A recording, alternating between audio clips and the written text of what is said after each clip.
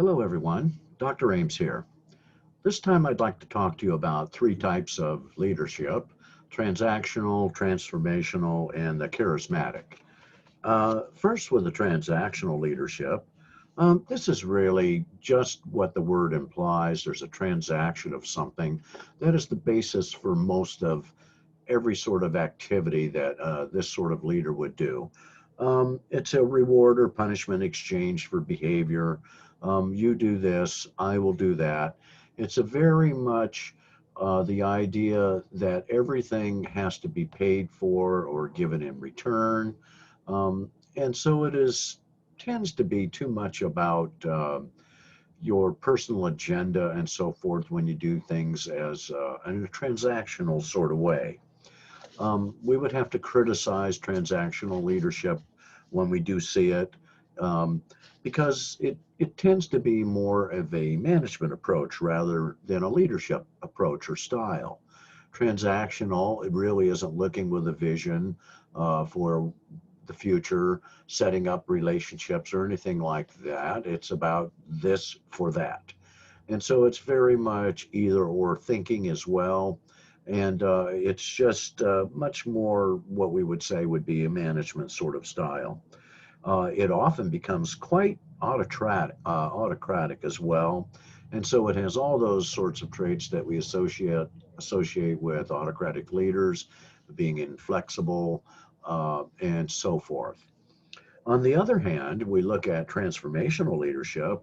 This is about inspiring people, about empowering them, um, giving them some responsibility, delegating to them, in fact. Transformational leadership will use tools like offering professional development and so forth.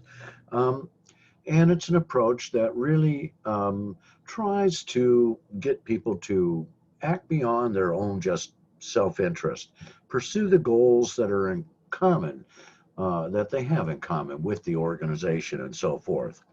So you have a emphasis on developing personal relationships, on treating people right, and you use appeals, an appealing sort of approach where you're trying to find commonalities with shared beliefs and values and ideals and so forth about the nature of work, the importance of getting things done, and so forth.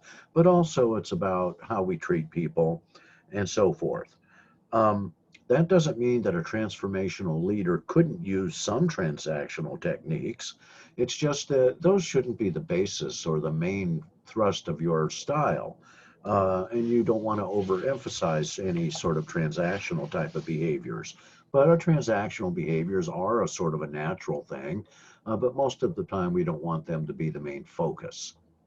Let's talk a little bit, just some remarks about charismatic leadership. Um, Charisma is one of those things that is a little difficult to define. It's a personality trait. Not everybody has it. But when you see charisma in people, you notice it. You know it's there. And you may not think of the word exactly right at the moment, but it is one of those things that is striking because we just don't see it in every person. Um, Charisma causes a leader to behave in certain ways. And those certain ways of acting, the demeanor, the role modeling, the whole package, cause others to see that person as charismatic. And so, somewhat indefinable, but it's about how you present yourself and how people are perceiving you. Um, you may see leaders who are charismatic advocating vision, and that vision is sometimes different from the status quo. So it's a challenging sort of stance to take sometimes to be a charismatic leader. They take on agendas, they do challenge the status quo, but they are, because of the way they act and their style, they get people to follow them. That's what charisma does. It gets people to listen to you. It has an influence on them, this sort of personality trait. And what we do see is because of that, charismatic leaders may sometimes act in very unconventional ways in pursuit of what their vision is. Um, They may do things that we can't understand from our own personal perspectives. For instance, they may engage in some self-sacrifice. Maybe they can give up some of their salary because they believe in an idea in a nonprofit so much. That's a form of self-sacrifice. Maybe they've invested money in that nonprofit and they're not getting much salary in return or nothing close to what the going rate is. So they're taking some risks in pursuit of their vision. Those are the sort of qualities that a charismatic leader might exhibit, the sort of behaviors. Um, Charismatic leaders are generally confident people, confident in his or her own ideas and proposals and so forth.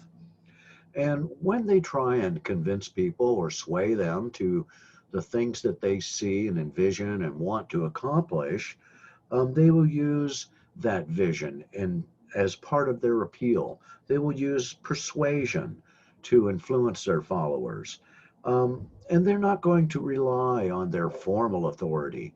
They already know that the formal authority is there.